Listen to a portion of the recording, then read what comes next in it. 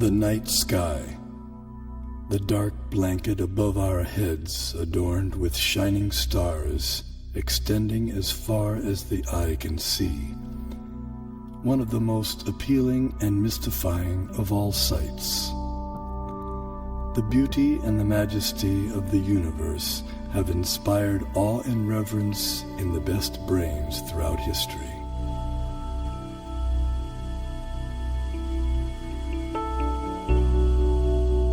There is a perfect brain behind all the natural physical laws. This most beautiful system of the sun, planets and comets could only proceed from the counsel and dominion of a powerful and intelligent being.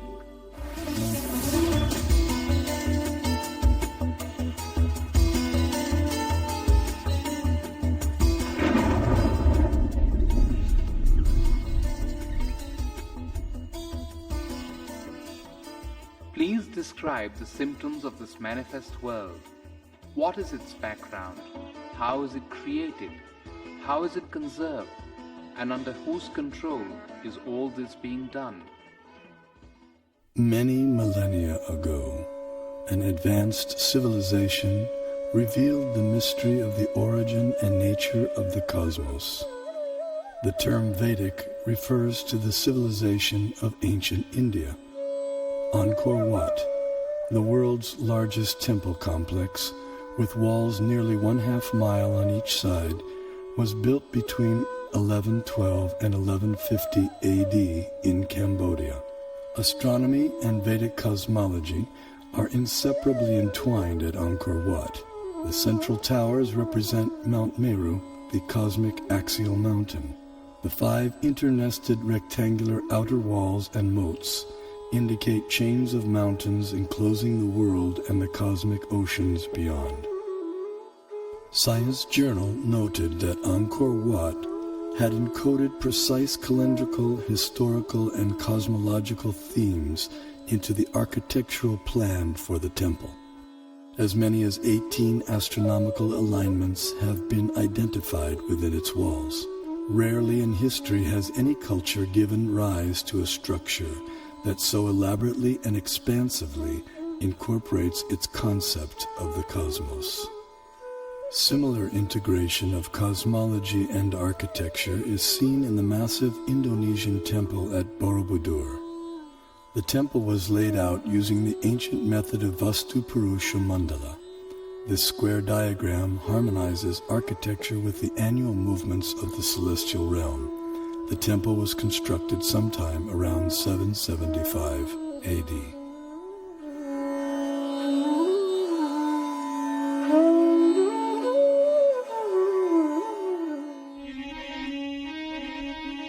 His Divine Grace A.C. Bhaktivedanta Swami, also known as Srila Prabhupada, author of 84 books on Vedic knowledge and founder of the International Society for Krishna Consciousness and the Bhaktivedanta Institute. He desired to erect the world's largest planetarium depicting Vedic cosmology through modern technology. He hoped that this gigantic virtual 3D animated model would give the contemporary world access to the Vedic cosmos.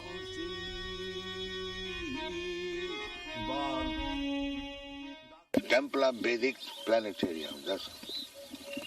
We shall show the Vedic conception of planetary system within this material world and above the material world.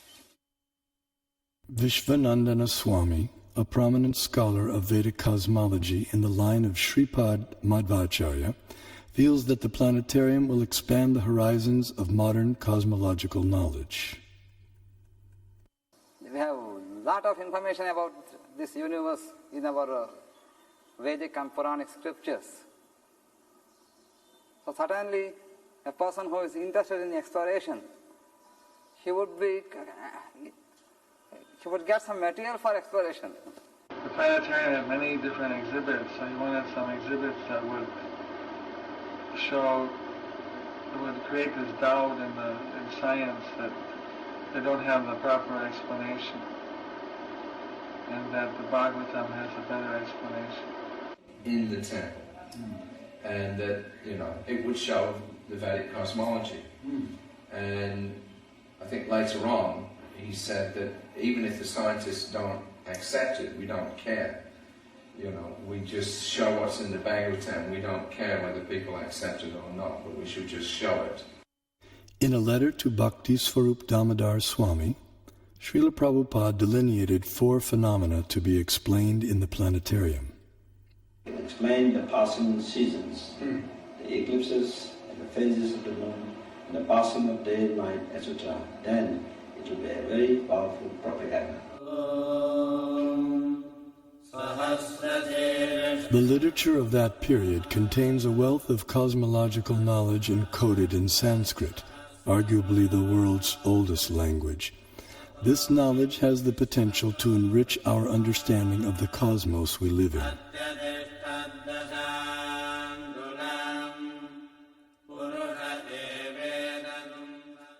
A fundamental principle of Vedic cosmology is the existence of a dual reality, material and non-material.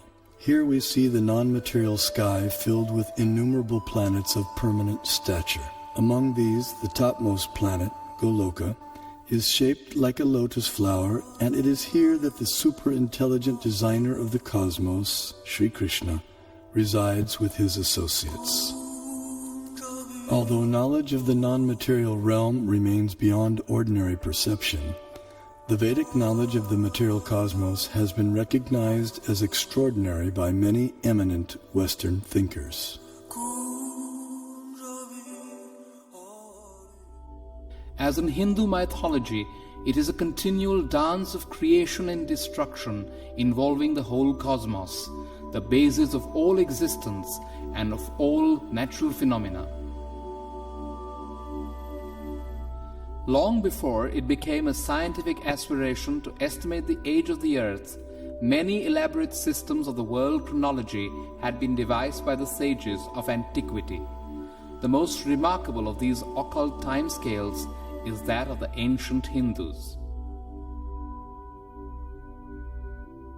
Indian cosmologists, the first to estimate the age of the earth at more than 4 billion years, they came closest to the modern ideas of atomism, quantum physics. To the philosophers of India, however, relativity is no new discovery, just as the concept of light years is no matter for astonishment to people used to thinking of time in millions of kalpas. A kalpa is about 4,320,000 years. The Hindu religion is the only one of the world's great faiths dedicated to the idea that the cosmos itself undergoes an immense, indeed an infinite, number of deaths and rebirths. Thus, the Vedic literatures answer the question whether the cosmos always existed or it had a beginning. The temporal arena of repeated universal creations and destructions exists in a corner of the non-material sky.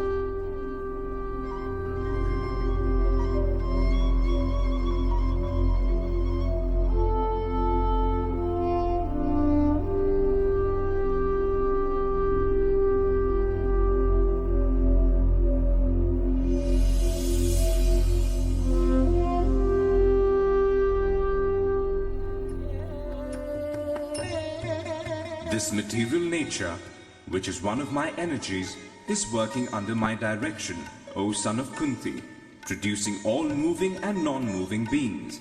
Under its rule, this manifestation is created and annihilated again and again. The only religion in which the timescales correspond, no doubt by accident, to those of modern scientific cosmology. Its cycles run from our ordinary day and night to a day and night of Brahma. 8.64 billion years long, longer than the age of the Earth or the Sun, and about half the time since the Big Bang. And there are much longer time scales still. The material universe works on the principle of relative time. As such, a day of Brahma equals 8.64 billion years by earthly calculation. Since Brahma has passed half of his lifetime thus far, the age of our universe turns out to be approximately 155 trillion years. After another Brahma century, he stirs, recomposes himself, and begins again to dream the great cosmic lotus dream. Here we behold a form of the superintelligent being Vishnu, reclining in mystic slumber amid the causal ocean. When he exhales, millions of universes issue from his body and expand, until he inhales when all the universes return within him. The universe is a sphere encased by successive coverings of the elements earth, water, fire, air, ether, intelligence, and ego. As a coconut has its hard outer shell and inner liquid, so the universe has its outer coverings and an inner space half filled with ocean water. On that ocean, another Vishnu expansion reclined on a serpent bed while being massaged by his consort Lakshmi.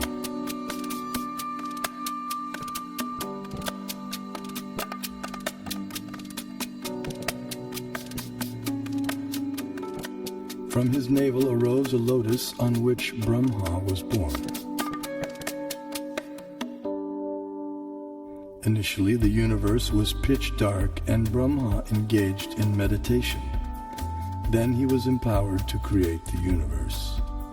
This account of creation may appear fantastic to some, but modern scientific theories also require fantastic leaps of faith to explain the origin of the universe. This is evident from the words of eminent physicist Stephen Hawking. Either we have failed to see 99% of the universe, or we are wrong about how the universe began. Vedic cosmology explains that the universe is made up of 14 vertically arranged planetary systems, or lokas. Each system resembles a galaxy and comprises stars, planets, and other celestial bodies. The topmost planetary system is Satyaloka, the abode of Brahma, which is at a height of 1.87 billion miles above Earth. Below this Satyaloka planetary system is the Tapaloka planetary system, the abode of the ascetics, which is at a height of nearly 1 billion miles above the Earth. Here the ascetics live in a solitary, serene environment conducive for yoga and meditation on transcendence. Their disciplined life of joyous austerity prepares them for returning back to the non-material world.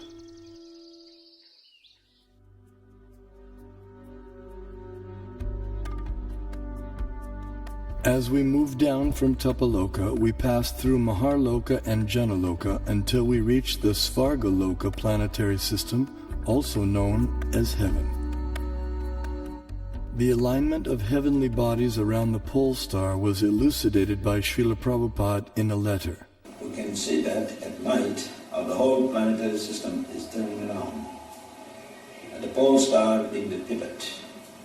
His planet has its orbit fixed, but the sun is moving up and down, north and south.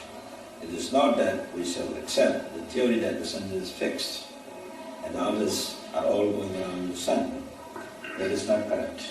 In talks with leading disciples, Srila Prabhupada compared the revolution of planets and stars to a spectacular rotating chandelier. It's like this chandelier. It's all, the whole thing is moving. Then he developed this idea of the temple of the Vedic planetarium, and how he'd always go like this, dome, dome. He'd hold his hand like that. And he'd say, and then from the center of the dome, a chandelier, which shows the planets according to the Vedic version. Some spectacular kind of chandelier. This planetary system is rotating from east to west, and it is hanging like the chandelier, taking shelter of the pole star, that we can see every night. That the pole star or the North Star remains fixed and does not orbit in the sky is well known to astronomers and sailors alike. Less known is the fact that the pole star rotates powerfully on its own axis. The ancient Vedic text called Matsya Purana explains, "The planets and stars are all attached to the pole star by invisible astral cords of wind called pravaha. The revolution of the pole star causes the orbital motion of other planets and stars." Through meditation, yogic astronomers visualize the planets and stars as different parts of the body of Shishumar, the transcendental dolphin. The pole star, the topmost of the heavenly planets, is like the capital of the middle universe. Here, the third form of Vishnu resides on an ocean of milk. In times of universal disturbances, the demigods headed by Brahma come here to appeal for help. The pole star is also the abode of Dhruva, a pure and exalted devotee of the Lord.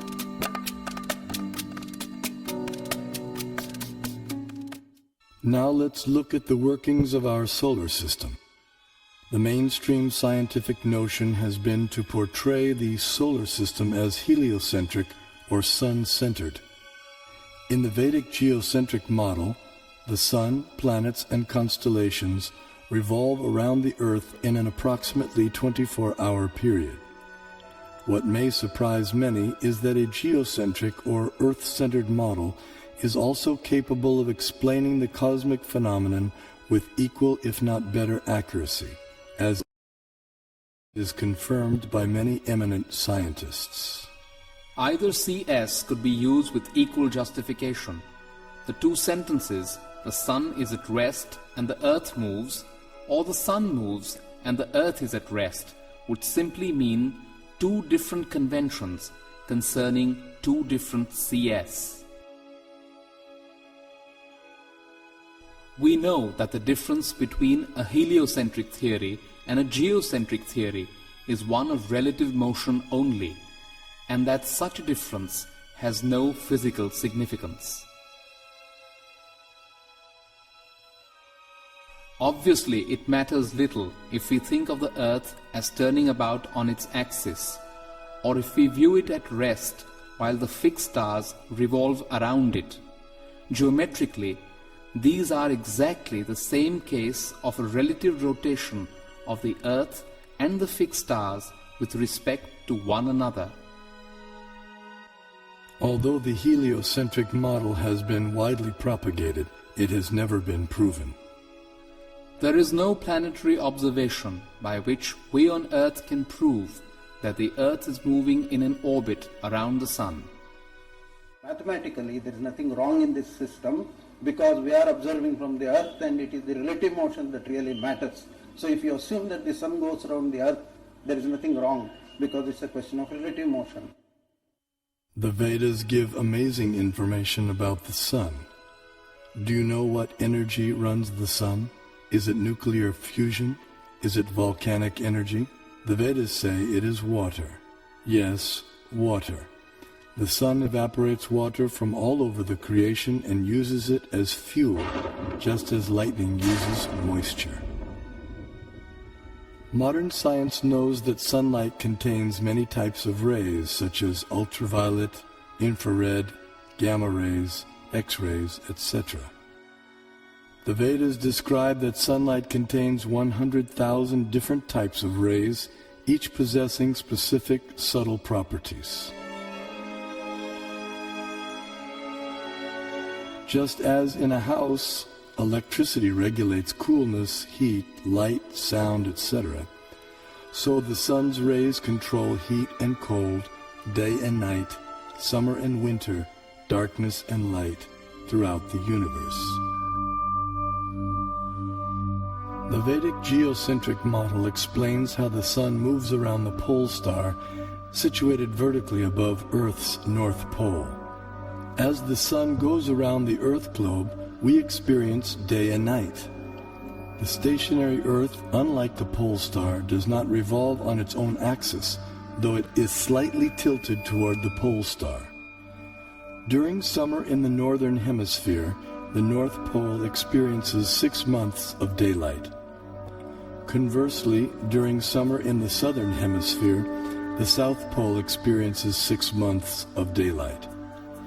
These 6-month periods correspond to a day and night for the demigods living in the heavenly planetary system.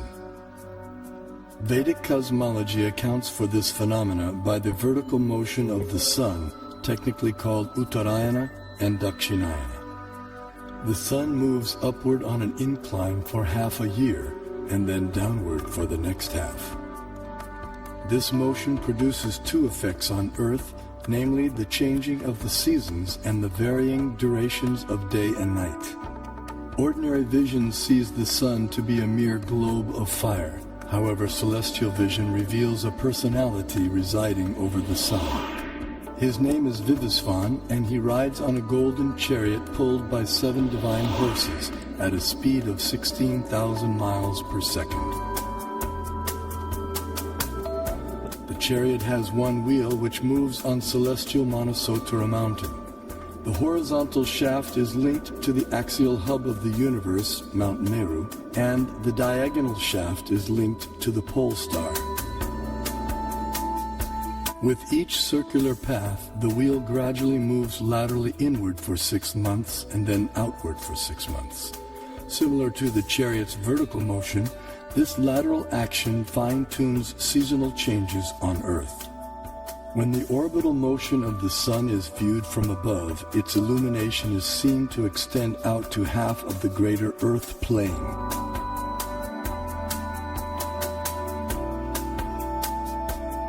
During its orbit, the sun passes over the 4 cities situated in the 4 cardinal directions. The city over which the sun is passing experiences noon, and the city in the opposite direction experiences midnight. The 2 other cities experience sunrise and sunset. The zodiac is a conceptual celestial plate encompassing the entire sky. Like the face of a clock, the zodiac is divided into 12 divisions of 30 degrees each, called signs of the zodiac, or rashis. Each named according to the constellation of stars residing within them. These signs serve as a set of reference markers for measuring the movements of the moon, sun, and the planets. The zodiac completes 1 clockwise revolution of 360 degrees in every 24-hour period. The moon travels through the zodiac, but due to its slower angular velocity, it completes only about 347 degrees in 24 hours, falling behind by about 13 degrees. The day after the new moon day, we see 1 moon phase. The next day, the moon again completes 347 degrees, and we see the moon in its 2nd phase.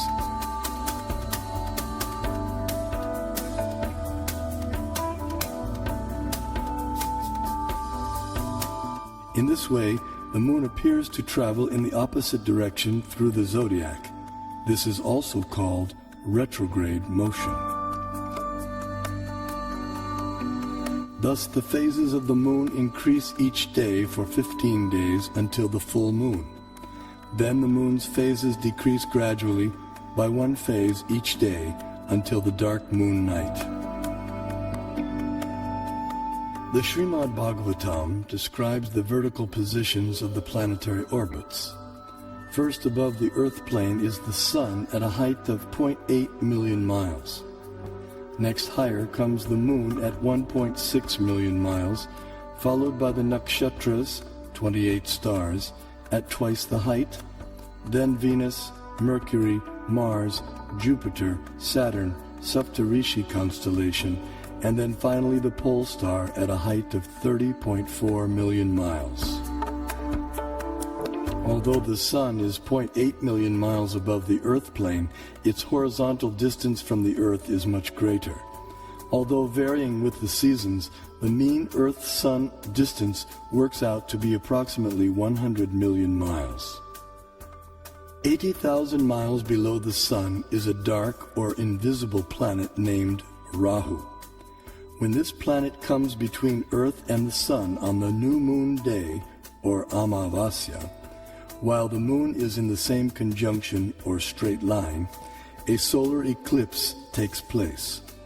The eclipse is full for those on Earth who are situated in line with the conjunction, while others may see it partially. Similarly, when Rahu comes between the Earth and the Moon on the full moon day, or Purnima, while the Sun is in the same conjunction, a lunar eclipse takes place. This is seen by anyone on Earth who can see the Moon. The eclipse is either full or partial depending on the movement of Rahu. At least 5,000 years ago, the Vedas were able to predict eclipses precisely. This science is still used today with the same extraordinary accuracy. Science is defined as systematized knowledge of things around us. So if we prove that Vedic cosmology is systematized knowledge, that would prove, in other words, scientific nature of Vedic cosmology. Modern cosmic science is only a few centuries old, whereas our Vedic cosmology is several thousands of years old. So the modern science certainly cannot be a base for ancient Vedic cosmology. Vedic cosmology presented from the Vaishnava point of view and as based on the Vedas, we will find appreciation by real scientists because it has its own scientific basis. Science has always changed. Over the centuries, one theory after the other has come and replaced the former theory. And what is prevalent, everyone has accepted. But Vedanta doesn't change. Do you say that these modern scientists have found out everything in this universe? They have not explored all the possibilities in the field of cosmology. Only they have explored to some extent. They have seen through this Nalika Yantra or the telescopes and microscopes, etc., which are having their own limitations. And people getting the information through limited devices, can they say they know everything? I don't agree with this particular point at all. Kepler put Sun at a distance of 30 million miles from Earth, but the modern scientists placed the same Earth at a distance of 93 million miles. In 1930, Pluto came into existence. 2006, it vanished. To realize the vision of the Vedic planetarium, Srila Prabhupada wanted a diagram depicting the structure of the universe. To this end, he engaged devotees and artists in drawing maps according to Srimad Bhagavatam. Those three, and I was doing maps. We had some big pieces of paper, and then after this, I was there for discussions, and I would take some notes, and then try to make these maps. They were present sometimes while I was making the maps. Other times I would make the maps on my own. And I only think there were about 3 or 4 maps from Bhumandala. But, so I made this one big map. One of the maps was the concentric overview of Bhumandala. Simultaneously, Srila Prabhupada sent out leading students to find a competent Vedic astronomer. After extensive searching throughout India, finally on April 30th, 1977, a reputed South Indian pundit was brought to Bombay, India, to meet Srila Prabhupada. In the 5th canto, there is a description of the planetary system. Yes. So we want a diagram to kindly help us. This planetary system is hanging. Yes. Urdhva Mula Dosaka. Same thing is explained in the Srimad Bhagavatam. But how it is hanging and where a different situation of the planets and plateaus and hills. So, as far as the book is concerned, kindly make a diagram. artificial intelligence? Because I'm not able to prepare the diagram, some other things. And during that summer of 77, Prabhupada had a lot of meetings with him and Tamal Krishna Maharaj to discuss how to do this Vedic planetarium. And they actually sent people out, they tried to get people from South India. There was a lot of effort that was made, to try to get a good concept of how to present it. But they couldn't find anybody who was able to do it, at least not to Prabhupada's satisfaction. So it was one of the things that Prabhupada left with us. Srila Prabhupada's desire for the diagram was not to go unfulfilled. That elusive map was discovered by Srila Prabhupada's disciples at the holy village of Melukote, some 50 kilometers north of Mysore, Karnataka in India. This diagram accurately depicted the entire cosmology of Srimad Bhagavatam in an ingenious yet simple rendering. The person through whom it was revealed to the world was the 19th century scholar saint Tiruvenkata Ramanuja G.R. Swami. Born in Sri Perumbudur, Tamil Nadu, Tiruvenkata Swami went on to become an acharya or spiritual leader in the preceptorial line known as the Sri Sampradaya.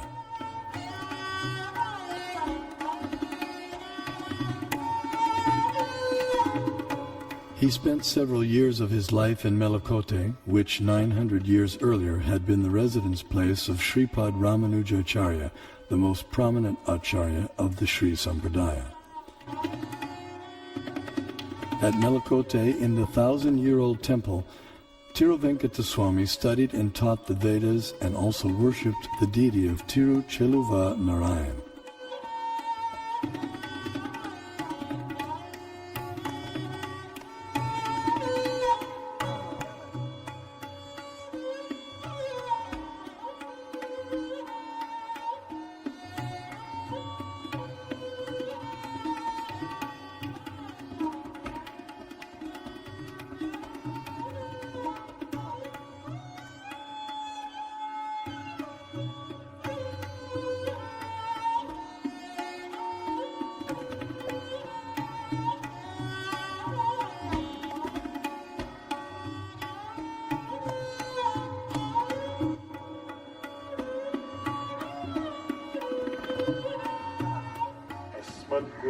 भगवतोऽस्य दयैकसिन्धोः रामानुजस्य चरणौ शरणं प्रपद्ये.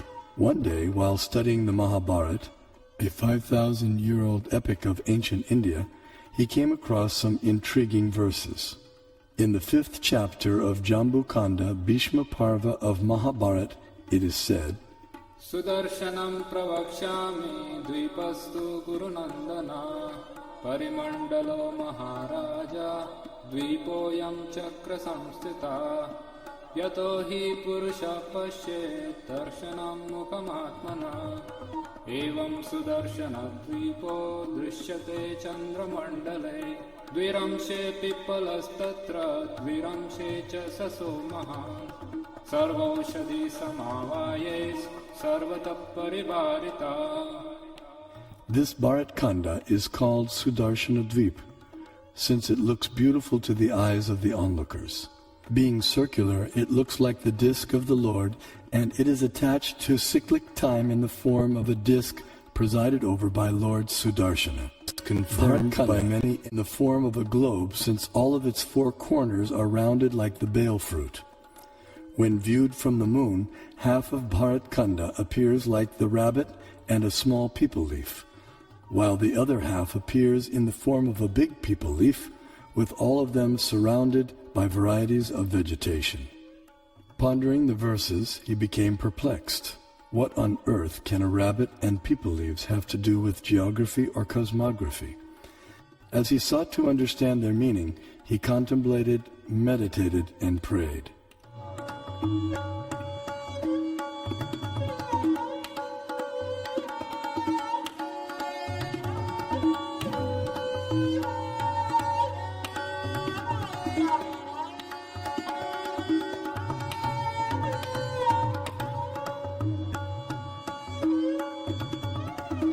Finally, by divine inspiration, he sketched a drawing of the rabbit and the people leaves, but still remained mystified about their connection with the Earth's geography.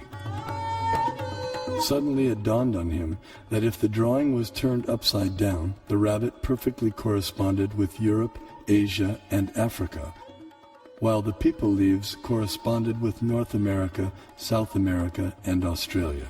These continents comprise our Earth, which the Mahabharata calls Bharatkanda. Vishnu Purana also describes the Earth as Bharatkanda and gives its diameter as 8,000 miles. The Earth is also referred to by the name Bharatkanda in the invocation Sankalpa mantra chanted by Brahmana priests since time immemorial up until the present day. Jambudvipe Bharatavarshe Bharatakande Meroho Dakshine Pash. Vedic cosmology gives descriptions of the entire cosmos, including its subtle features. Perception and access to these subtle features, however, requires karmic qualification. Consequently, much of the cosmos described earlier, as well as parts of the cosmography about to be described, are imperceptible and inaccessible to us earthly inhabitants. Bharatkanda is one of the 9 islands of the larger and originally bow-shaped Bharatvarsha, which was divided by the sons of Sagara. Being completely surrounded by water, the islands are mutually unreachable. In the Vedas, Bharatkanda, our Earth, is also referred to by other names such as Sudarshan Dvip, Kumarika Dvip, and Navadvip, etc.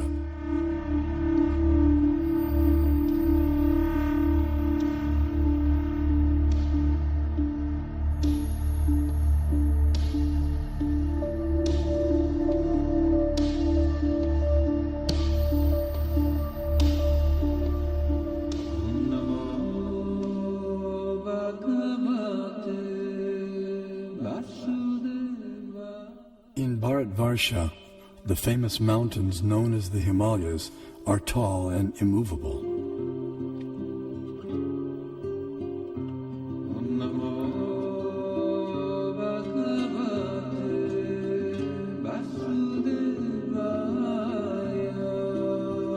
Here we find an abode of Lord Shiva, the greatest of the demigods.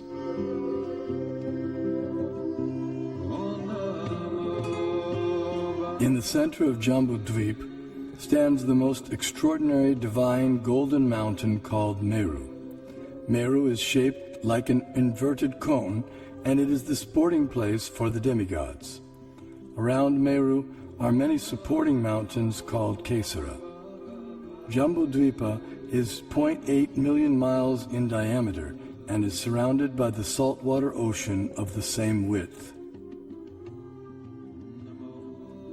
On top of Mount Meru is a resort of Brahma called Manavati. The famous celestial river Ganges descends to the center of Manavati and then flows out into 4 directions. Surrounding Manavati in the 8 directions are the resort cities of the chief demigods. One of these cities is Amaravati, the resort of Indra, king of heaven. King Indra lives here in majestic opulence, attended to by musicians, dancers, and reciters. This is what you call as Brahmasavana, the place of the palace. Knowledge of Meru and the cosmography of the greater Earth has been preserved and taught carefully by learned scholars in the preceptorial line known as the Madhva Sampradaya.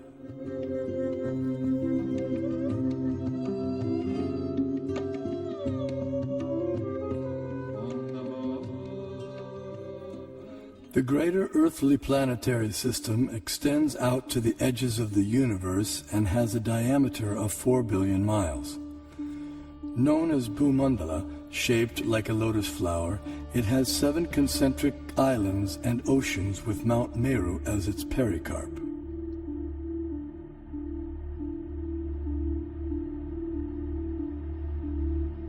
The 7 oceans respectively contain salt water, sugarcane juice, liquor, clarified butter, milk, emulsified yogurt, and sweet drinking water. Sometimes Vedic cosmology is misconstrued as portraying the earth to be a flat disk. This flat earth misconception arises partly due to our inability to understand Vedic nomenclature. A single object may be referred to by several names, and a single name may refer to several objects. For example, the term earth may be used to describe at least 6 different aspects of cosmology. The earth we live on is indeed a globe, as explained by the Sanskrit word parimandale, meaning spherical, used in the Mahabharata text. The flat disk refers to the greater earthly planetary system of Bhumandala. 4 elephants of inestimable size are placed at the 4 directions for balancing the greater earth.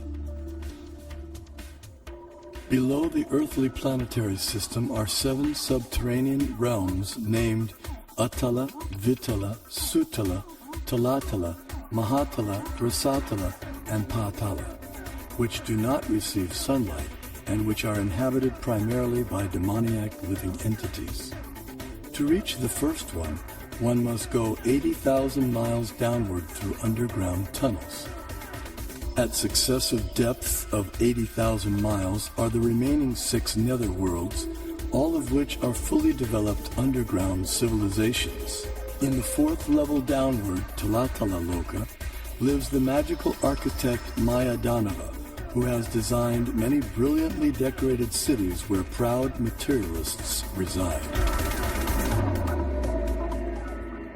Below the netherworlds are the 28 hellish planetary systems.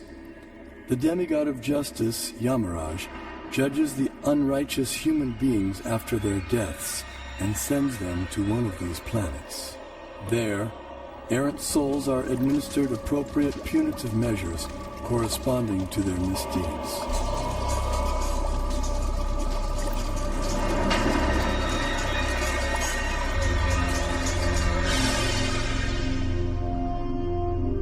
The earthly and subterranean planetary systems rest upon one of the hoods of the gigantic divine serpent, Shesha. Shesha in turn is held up by the colossal transcendental tortoise, Kurma. And Kurma resides in the ocean that fills half the universe.